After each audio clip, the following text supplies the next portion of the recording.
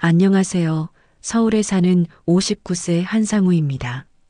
평범한 대한민국의 가장으로 살아온 지도 벌써 30년이 넘었네요. 젊었을 때는 한창 열심히 일하며 두 아이를 키우는데 온 힘을 쏟았고, 이제는 조용한 노후를 기대하며 하루하루 살아가고 있었습니다. 하지만 인생이란 예상대로 흘러가지 않는 법인가 봅니다. 최근 제 인생에서 가장 충격적인 일을 겪었습니다. 너무도 가슴이 아프고 받아들이기 힘든 일이었죠. 가족이란 서로를 믿고 의지하는 존재라고 생각하며 살아왔는데 그 믿음이 단숨에 무너지는 순간이 있었습니다. 그리고 그 순간을 마주한 저보다 더 아파한 사람이 있었으니 바로 제 아들이었습니다. 저는 평범한 회사원으로 정년퇴직 후 아내와 함께 조용히 살아가고 있었습니다. 오래전부터 준비해온 작은 가게를 운영하며 소소한 즐거움을 찾고 있었고, 가끔씩 손주를 보게 될 날을 기다리며 지내왔죠. 우리 부부에게는 두 아이가 있었습니다. 딸은 일찍이 결혼해 외국으로 떠났고, 아들은 국내에서 직장 생활을 하며 가정을 꾸렸습니다. 아들은 책임감 강하고 착한 아이였습니다. 결혼을 했을 때만 해도 부모로서 더할 나위 없이 기뻤고, 며느리도 성격이 밝고 싹싹한 사람이어서 흐뭇했죠. 처음 며느리를 만났을 때 인상이 무척 좋았습니다. 예의 바르고 친절한 모습에 아들이 좋은 사람을 만났구나 하고 안심했었습니다. 하지만 결혼 후 몇 년이 지나면서 조금씩 이상한 점들이 보이기 시작했습니다. 처음에는 그냥 바쁘다 보니 연락이 뜸한 거겠지. 젊은 부부들이 다 그렇지 않겠냐며 넘겼습니다. 그런데도 마음 한구석에서는 알 수 없는 불안감이 피어올랐습니다. 그러던 어느 날 저는 전혀 예상하지 못했던 광경을 목격하게 되었습니다. 며느리가 다른 남자와 다정한 모습을 하고 있는 장면이었습니다. 처음에는 눈을 의심했습니다. 그저 직장 동료일 수도 있고 친구일 수도 있겠지 싶었지만 시간이 지날수록 제 불안감은 현실이 되어갔습니다. 결국 저는 며느리를 따라가 보기로 했고 그 끝에서 마주한 장면은 제 머릿속을 새하얗게 만들었습니다. 이 이야기를 꺼내는 지금도 가슴이 답답하고 먹먹합니다. 하지만 이 사연을 듣는 분들께서 저와 같은 상황을 겪지 않기를 바라는 마음으로 솔직하게 이야기해 보려 합니다. 오늘은 며느리의 불륜, 그리고 아들이 보인 충격적인 반응에 대한 이야기를 들려드리겠습니다. 제 이야기가 여러분께 작은 깨달음을 줄 수 있기를 바랍니다. 혹시 여러분도 가족 간의 갈등을 겪고 계신가요? 또는 사랑하는 사람의 배신으로 가슴 아팠던 적이 있으신가요? 여러분의 생각과 경험을 댓글로 남겨주시면 큰 힘이 될 것 같습니다. 본격 이야기 시작 전 구독과 좋아요 잊지 마시고 눌러주세요. 여러분의 작은 관심이 제게 큰 위로가 됩니다. 다음 이야기에서는 우리 가족이 겪었던 평범한 일상과 변화의 조짐을 더 자세히 들려드리겠습니다. 기대해 주세요. 제 인생에서 가장 충격적인 사건을 마주하기 전까지 우리는 평범한 가족이었습니다. 특별히 부족한 것도 넘치는 것도 없이 하루하루 살아갔습니다. 때로는 다투기도 했지만 결국 서로를 믿고 의지하며 함께했습니다. 아들은 어릴 때부터 착한 아이였습니다. 장난기가 많으면서도 부모 말을 잘 들었고 학교에서도 성실한 편이었습니다. 공부를 엄청 잘하는 편은 아니었지만 묵묵히 노력하는 성격이었죠. 그런 성향 덕분에 대학도 무난하게 졸업했고 사회에 나가서도 좋은 평가를 받았습니다. 우리 부부는 평생을 아이들을 위해 살아왔습니다. 남들처럼 많은 돈을 벌지는 못했어도 자식들에게만큼은 부족함이 없게 해주려 했습니다. 특히 아내는 아이들을 위해 희생을 많이 했습니다. 맞벌이를 하면서도 아이들 밥을 직접 챙겼고 학교 행사에도 빠지지 않고 참석했죠. 저도 나름대로 가족을 위해 열심히 일했습니다. 매일 아침 출근해서 밤늦게 퇴근하는 삶이었지만 가장으로서 책임을 다하고 싶었습니다. 시간이 흘러 아이들이 성장했고 어느덧 아들도 결혼할 나이가 되었습니다. 아들이 연애를 시작했다고 했을 때 저는 가슴이 설렜습니다. 어릴 때부터 책임감 강하고 다정했던 아들이니 좋은 배우자를 만날 거라고 믿었습니다. 며느리를 처음 만난 건 한식당에서였습니다. 가족들끼리 모여 식사를 하면서 자연스럽게 인사를 나누었죠. 첫인상은 나쁘지 않았습니다. 밝고 예의 바른 모습이었고 무엇보다 아들과 서로를 사랑하는 게 느껴졌습니다. 그런 모습을 보며 둘이 행복하게 잘 살겠구나 싶었죠. 결혼식 날 아내는 감격해서 눈물을 흘렸습니다. 저 역시 가슴이 뭉클했습니다. 부모로서 자식이 행복한 가정을 이루는 모습을 본다는 게 이렇게 뿌듯한 일이구나 싶었습니다. 그렇게 두 사람은 부부가 되었고 우리 가족은 새로운 구성원을 맞이했습니다. 결혼 후 첫 해는 모든 것이 순조로웠습니다.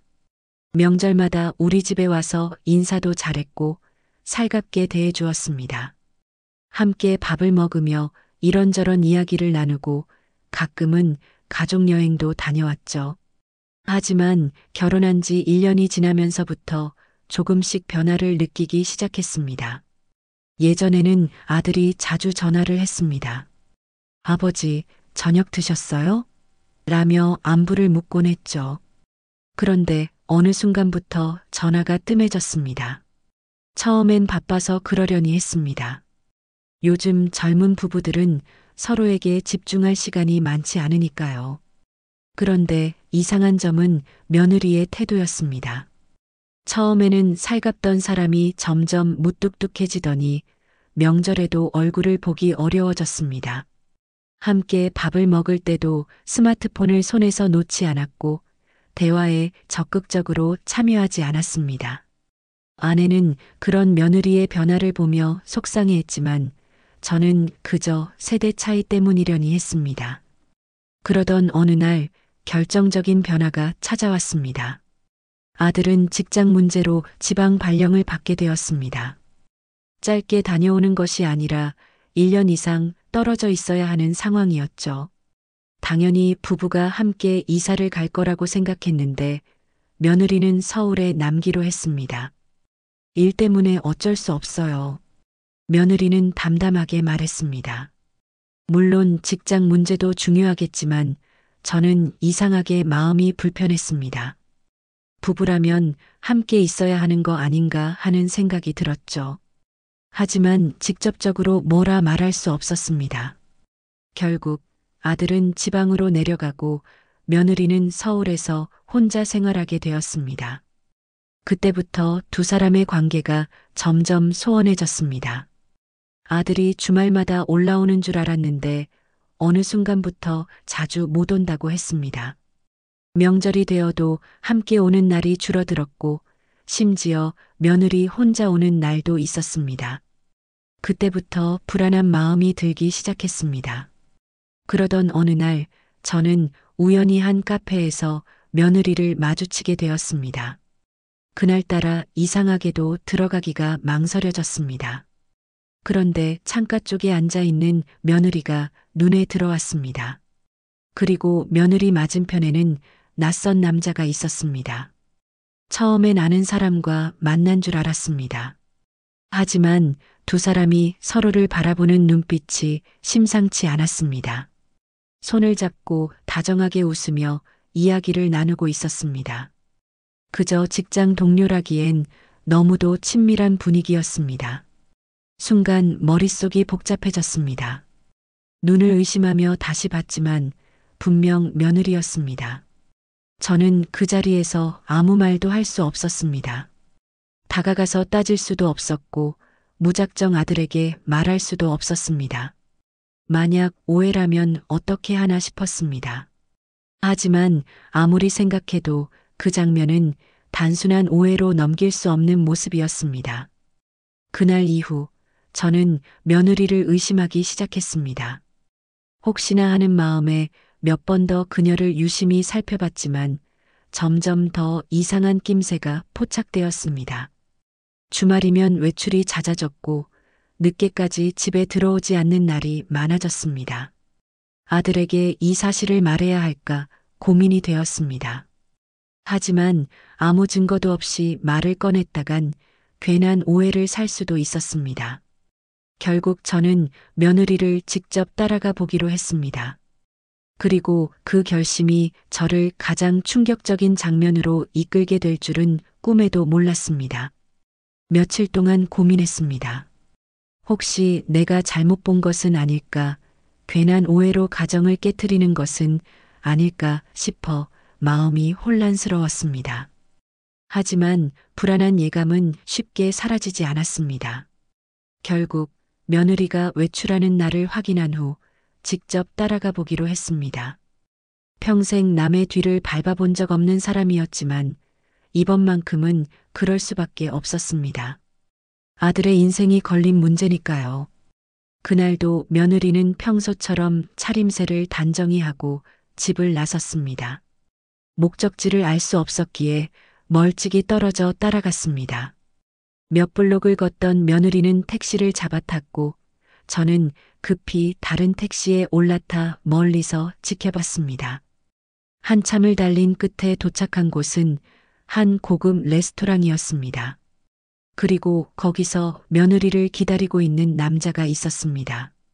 그 순간 다시 한번 마음속에서 수없이 많은 생각이 스쳐 지나갔습니다.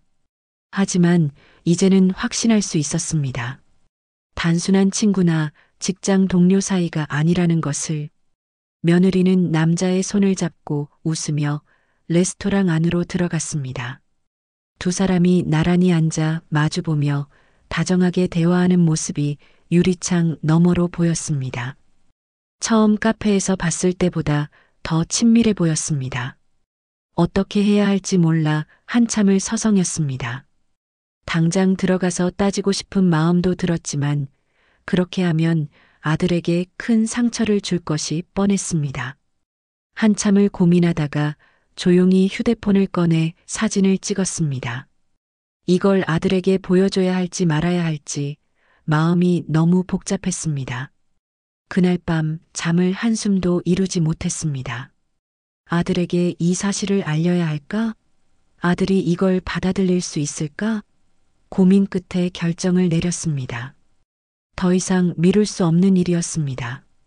다음 날 저는 아들을 불러 조용히 대화를 나누기로 했습니다. 거실에 마주 앉은 아들에게 조심스럽게 말을 꺼냈습니다. 성민아, 요즘 지혜랑 잘 지내냐? 아들은 별다른 의심 없이 대답했습니다. 네, 뭐 바쁘긴 한데 크게 문제는 없어요. 한숨이 절로 나왔습니다. 아들은 아직 아무것도 모르고 있었습니다. 차마 바로 말할 수 없어 머뭇거리다가 결국 조심스럽게 사진을 내밀었습니다. 아빠가 우연히 이런 걸 봤다. 아들은 사진을 보는 순간 얼굴이 하얗게 변했습니다. 손을 덜덜 떨며 사진을 넘겨보더니 아무 말도 하지 못했습니다. 잠시 후 힘겹게 입을 열었습니다. 아버지, 이거 언제 찍은 거예요? 어제다. 내가 알아야 할 것 같아서 말하는 거다. 아들은 깊은 한숨을 내쉬더니 고개를 떨궜습니다. 아버지, 사실 저는 이미 알고 있었어요. 그 말을 듣는 순간 머릿속이 하얘졌습니다. 뭐, 알고 있었다고? 네, 사실 몇 달 전부터 이상하다고 생각했어요. 지혜가 예전 같지 않아서요. 그런데 저는 그냥 모른 척하고 싶었어요. 아들의 말에 가슴이 미어지는 듯 했습니다. 사랑하는 사람의 배신을 눈치채고도 차마 받아들이지 못하고 있었던 겁니다. 왜 그랬어? 왜 모른 척했어? 아버지, 저는 그래도 지혜를 사랑해요. 혹시 다시 돌아오지 않을까 싶었어요. 내가 더 잘하면, 내가 더 노력하면 다시 예전처럼 될 줄 알았어요. 아들의 말을 듣는 순간 가슴이 찢어질 듯 아팠습니다. 사랑이라는 이름으로 스스로를 희생하며 버텨온 것이었습니다. 그날 밤 아들과 오랜 대화를 나눴습니다. 그리고 저는 마지막으로 이렇게 말했습니다. 사랑이란 건 한쪽이 노력한다고 유지되는 게 아니다. 내가 행복해야 주변도 행복해진다. 아들은 아무 말 없이 고개를 끄덕였습니다. 그리고 한참을 더 고민하더니 결국 결심한 듯한 얼굴을 했습니다. 아버지, 저 이혼할게요.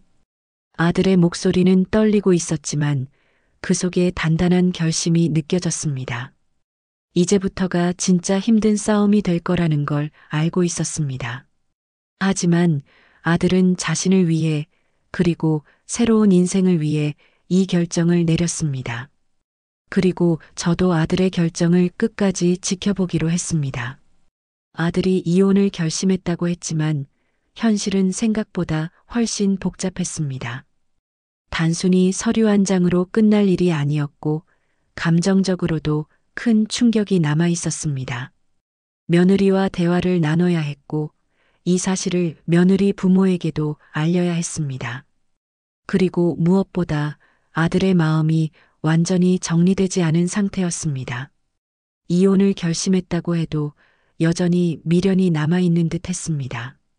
아버지, 그래도 한 번은 직접 물어보고 싶어요. 아들은 그렇게 말하며 며느리와 따로 만나기로 했습니다. 저는 솔직히 반대하고 싶었습니다. 이미 증거가 있고 그녀가 무엇을 했는지 분명한데 무슨 말을 더 들을 수 있겠냐 싶었죠. 하지만 아들의 마음이 정리될 시간이 필요하다는 걸 알기에 조용히 지켜보기로 했습니다. 며칠 후 아들은 며느리를 만나러 나갔습니다. 그리고 돌아온 아들의 얼굴은 참담함 그 자체였습니다. 아버지, 지혜가 모든 걸 부인했어요. 뭐? 부인했다고? 네. 그냥 친구일 뿐이라고 했어요. 내가 오해하고 있다고 하더라고요. 순간 분노가 치밀어 올랐습니다. 분명한 증거가 있는데도 끝까지 거짓말을 하고 있다는 사실에 참을 수가 없었습니다. 하지만 아들은 이미 감정을 소진한 듯 무력한 표정을 짓고 있었습니다. 그래도 확실하게 말했어? 내가 이혼하고 싶다는 거? 그랬죠. 그랬더니 갑자기 울더라고요. 울었다고? 네. 자기 잘못을 인정하는 게 아니라 내가 너무한다고 하면서 울었어요. 그 남자는 그냥 친구인데 내가 너무 의심이 많다고요. 그리고 자기는 이혼할 생각이 없대요. 이 말을 듣는 순간 저는 어이가 없었습니다. 남편을 속이고 다른 남자를 만나면서도 마지막까지 죄책감을 느끼기는커녕 아들에게 책임을 돌리고 있었습니다. 아버지, 그래도 저는 확신이 생겼어요. 이제는 정말 끝내야겠어요. 아들은 그렇게 말하며 며칠 동안 깊이 생각하는 시간을 가졌습니다. 그리고 결국 며느리에게 이혼 서류를 보냈습니다. 하지만 그걸로 끝나지 않았습니다. 며느리는 이혼을 원하지 않았고 버티기 시작했습니다. 우린 충분히 해결할 수 있어. 왜 이혼을 하려고 해? 나는 더 이상 못 참겠어. 우리 관계는 이미 깨졌어. 그건 내가 나를 의심해서 그런 거잖아. 나한테 믿음을 줬어야지. 말도 안 되는 대화가 이어졌습니다. 며느리는 끝까지 잘못을 인정하지 않았고 오히려 아들이 문제라고 몰아세웠습니다. 그러던 중 더 충격적인 일이 터졌습니다. 며느리의 불륜 상대가 직접 아들에게 연락을 해온 것이었습니다. 아내가 당신을 사랑하지 않는다는 걸 이제야 알았어요? 그 남자는 대놓고 비아냥거렸습니다. 자신이 며느리와 어떤 관계인지 숨기기는커녕 오히려 아들을 무시하는 태도로 나왔습니다. 그런데도 계속 매달리는 거예요? 미련 좀 버리시죠. 아들은 분노에 치를 떨었습니다. 그제야 며느리도 모든 걸 인정할 수밖에 없는 상황이 되었습니다. 미안해. 내가 잘못했어. 그제야 고개를 숙였습니다. 하지만 아들에게 남은 건 상처뿐이었습니다. 이제 와서 미안하다고 하면 뭐가 달라지는데? 그래도 우린 끝났어. 더 이상 얘기하고 싶지 않아. 그렇게 두 사람의 관계는 마침내 끝을 향해 가고 있었습니다. 그러나 며느리는 쉽게 이혼에 응하지 않았습니다. 재산 분할 문제를 걸고 넘어졌고 위자료를 요구하기까지 했습니다. 우리가 결혼한 지 몇 년 됐어. 내가 희생한 것도 있잖아. 이 말을 듣는 순간 저는 더 이상 참을 수 없었습니다. 희생? 내가 희생했다고? 아버님, 저는요. 그만해라. 너 지금 무슨 말을 하고 있는지 알긴 하냐? 제가 처음으로 며느리에게 직접 화를 낸 순간이었습니다. 아들도 더 이상 참지 못하고 소리쳤습니다. 내가 한 행동이 무슨 희생이야. 오히려 날 기만하고 속였잖아. 결국 법적 절차까지 가게 되었습니다. 긴 싸움 끝에 이혼은 성사되었고 며느리는 위자료 한 푼도 받지 못한 채 떠나갔습니다. 그렇게 모든 것이 끝났습니다. 이혼이 확정된 후 아들은 한동안 무기력한 상태였습니다. 비록 본인이 결정을 내렸지만 오랜 시간을 함께한 사람을 떠나보낸다는 것은 결코 쉬운 일이 아니었겠죠. 집안 분위기도 무거웠습니다. 아내도 조용히 아들을 지켜보며 마음 아파했고 저 역시 무슨 말을 해줘야 할지 몰라 그저 곁을 지키는 수밖에 없었습니다. 처음에는 밥도 제대로 먹지 않았습니다. 퇴근하면 방에 틀어박혀 나오지도 않았고 말수도 눈에 띄게 줄어들었습니다. 자식을 둔 부모로서 그 모습을 보고 있자니 가슴이 미어졌습니다. 아들아, 힘들면 그냥 울어도 된다. 어느 날 조용히 다가가 등을 토닥이며 말을 건넸습니다. 아들은 아무 말 없이 고개를 끄덕였습니다. 그리고 그날 밤 작은 흐느낌이 들려왔습니다. 시간이 약이라는 말을 믿어야 하는 걸까요? 한 달이 지나면서 조금씩 아들은 다시 예전의 모습을 찾아가기 시작했습니다. 여전히 깊은 상처가 남아 있었지만 적어도 밥을 챙겨 먹고 회사도 성실하게 다녔습니다.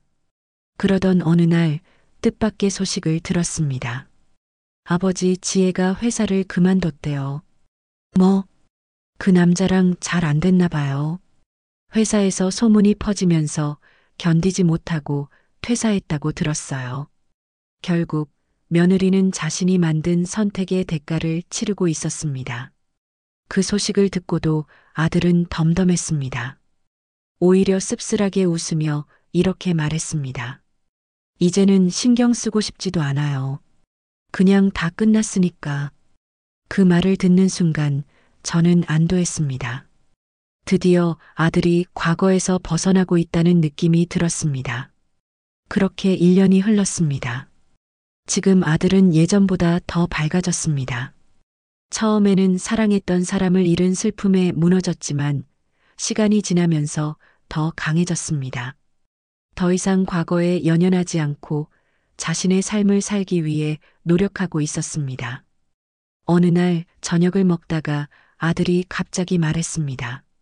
아버지, 저 여행 좀 다녀오려고요. 어디로? 유럽이요. 오래전부터 가보고 싶었던 곳인데 이제야 가보려고요. 그 말을 듣는 순간 얼마나 기뻤는지 모릅니다. 그래, 잘 생각했다. 가서 좋은 거 많이 보고 좋은 공기 마시고 와라. 아들은 떠나기 전 마지막으로 이렇게 말했습니다. 아버지, 이제는 저도 제 행복을 찾을 거예요. 그 말을 듣고 저는 처음으로 안심했습니다. 아들이 다시 살아가겠다고 결심한 것이 느껴졌으니까요. 사랑이란, 관계란 결코 혼자서 유지할 수 없는 것입니다. 누군가가 애써 붙잡는다고 해서 무너진 신뢰가 다시 쌓이는 것은 아닙니다. 아들은 힘든 시간을 겪었지만 이제는 더 나은 삶을 살고 있습니다. 저는 그걸 지켜보며 조용히 응원하려 합니다. 여러분, 혹시 사랑 때문에 힘든 시간을 보내고 계신가요? 혹은 누군가의 배신으로 인해 가슴 아픈 시간을 보내고 있나요? 제가 아들에게 했던 말을 여러분께도 전하고 싶습니다. 너의 행복은 누구에게도 맡길 수 없는 거야. 내가 행복해야 주변도 행복해진다. 부디 여러분도 스스로의 행복을 먼저 생각하며 살아가시길 바랍니다. 이 사연을 끝까지 들어주셔서 감사합니다. 혹시 비슷한 경험이 있으시다면 댓글로 남겨주세요. 여러분의 이야기를 함께 나누고 싶습니다. 그리고 제 이야기가 도움이 되셨다면 구독과 좋아요 부탁드립니다. 여러분의 관심과 응원이 큰 힘이 됩니다.